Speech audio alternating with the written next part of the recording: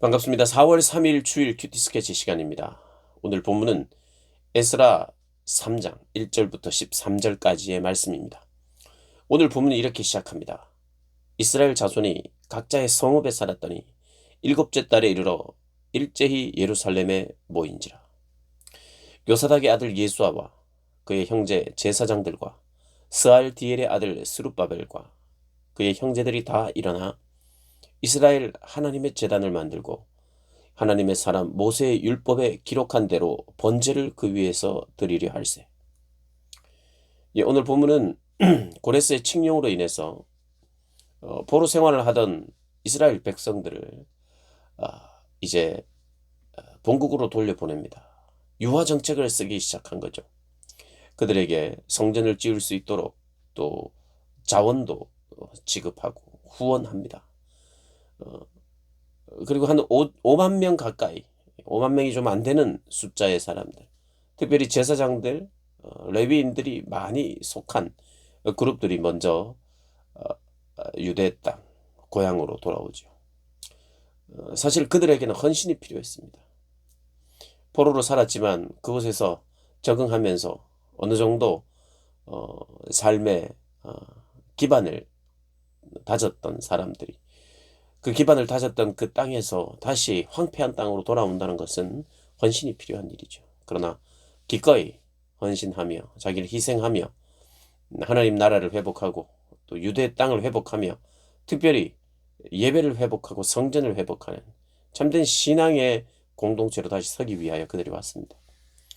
먼저는 그들이 자기의 고향에서 먼저 살기 시작합니다.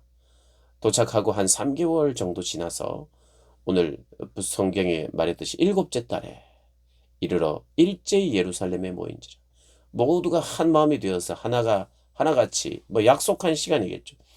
이스라엘의 그 일곱째 달은 사실 새해입니다. 새해. 일곱째 달의 첫날은 나팔절입니다. 나팔절. 새해를 알리는. 그래서 새해의 시간을 맞춰서 함께 예배를 드립니다.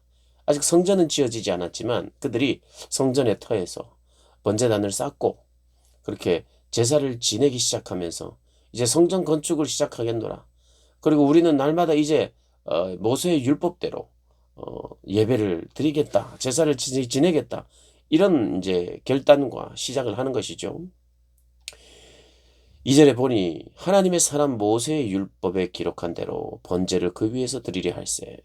우리가 모든 나라 백성을 두려워하여 제단을 그 터에 세우고 그 위에 아침 저녁으로 여호와께 번제를 드리며 3절을 보면 무리가 모든 나라 백성을 그 땅에 살았던 이방인들도 있을 것이고 또 유대인들과 이방인의 어떤 잡족들도 있을 것이고 그들이 그 나름대로 종교성을 가지고 그곳에서 또 제사를 지냈던 사람들이 있을 수 있었어요. 그래서 그 사람들이 신경 쓰고 그 사람들이 두려웠음에도 불구하고 두려워하여 제단을 그 터 위에 세웠다는 말은 어떻게 보면 말이 조금 안 됩니다. 이것을 사실 어떻게 우리가 해석할 수 있냐면 두려움이 있었지만 그러나 제단을 그 터에 세우고 그 위에서 아침 저녁으로 여호와께 번제를 드렸다. 원어적인 의미는 그렇습니다. 두려웠지만 제단을 쌓고 이제 그들이 결단한 대로 이렇게 신앙의 회복이 시작되고 제사가 회복되기 시작합니다. 사실 도착만 하면 성전 건축이 척척 이루어지는 건 아니죠. 여러분 우리가 앞으로 에스라서를 보고 또 학개나 스가랴서 선지서들을 보면 그들이 성전을 건축하다가 멈춥니다. 내부적으로도 힘든 상황이 생겼고 외부적으로도 힘든 상황이 생겨서 그렇게 멈춥니다. 그리고 선지자들 통해서 다시 그것을 할 것을 요청하는 것. 그게 이제 바로 학개와 스가랴의 그런 어떤 선포죠. 어쨌든 시작은 참 은혜롭게 시작했습니다.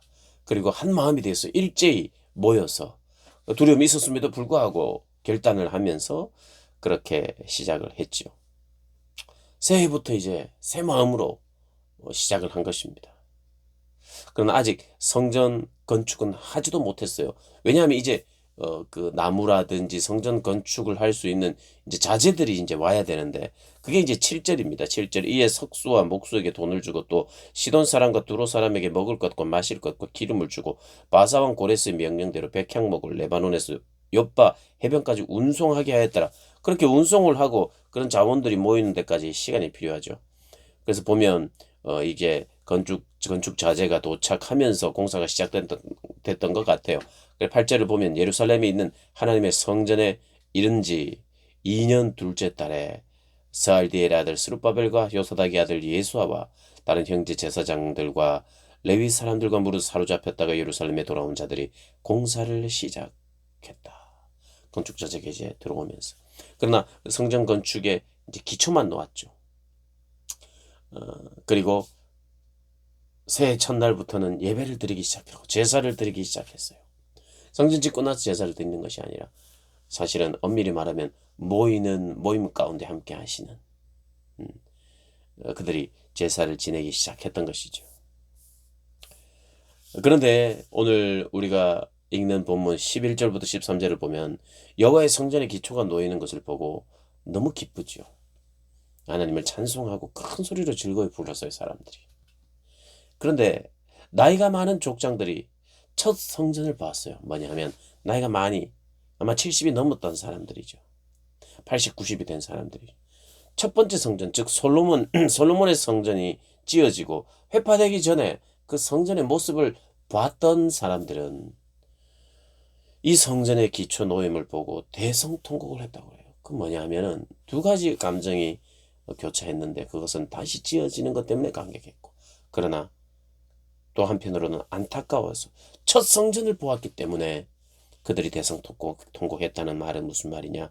첫 성전의 그 웅장함과 영광스러움이 지금 현재 기초를 놓는 작고 보잘것없어 보이니 그들은 참 안타까워했다는 것이죠.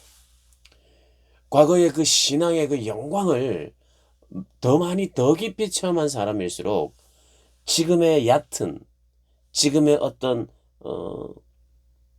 깊이가 적은 그 신앙에 대해서, 참 피상적인 신앙에 대해서 안타까워할 수 있는 거예요.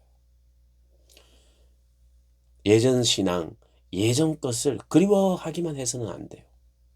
그러나 참 예전에 누렸던 그 신앙의 영광, 그 영광과 지금과 비교가 된다면 하나님 앞에 통곡할 줄 알아야죠.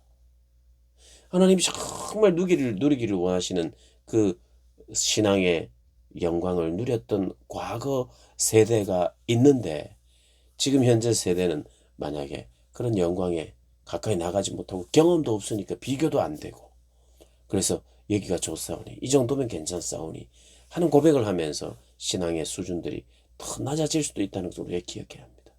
그래서 우리 신앙의 어떤 기준을 내 지금 현재 살아가는 사람들에게 비추어 볼 뿐만 아니라, 그것도 좀 필요하죠. 그러나 우리의 믿음의 선배들, 그 선배들이 신앙생활을 어떻게 했는지, 이 나라의 믿음의 선배들, 하나님의 교회를 세우며 신앙의 공동체를 그렇게 성장시켰던, 물론 부족한 부분도 있고 참 앞 세대의 실수도 있었지만, 그러나 그럼에도 불구하고 그분들의 헌신과 또 신앙의 영광, 그 영광과 지금이 어떠한지를 보면서 우리는 더 앞세대 100년, 200년 전에 탁월하게 하나님을 섬겼던 또 그런 성경의 그 믿음의 선배들의 신앙생활을 우리가 보면서 내 신앙생활은 너무 얕은 것은 아닌가 또 돌아보기도 하고 도전도 받고, 그래서 하나님 그 신앙의 영광의 깊이에 제가 들어갈 수 있도록 주님 또 은혜도 다 주시고 도전도 더 달라고 그렇게 고백하면서 우리가 신앙생활을 해야겠죠. 하나님이 보여주시고 열어주시는 그 영광스러운 그 신앙의 깊이들 우리가 사모하고 또 추구하기를 주님의 이름으로 축복합니다.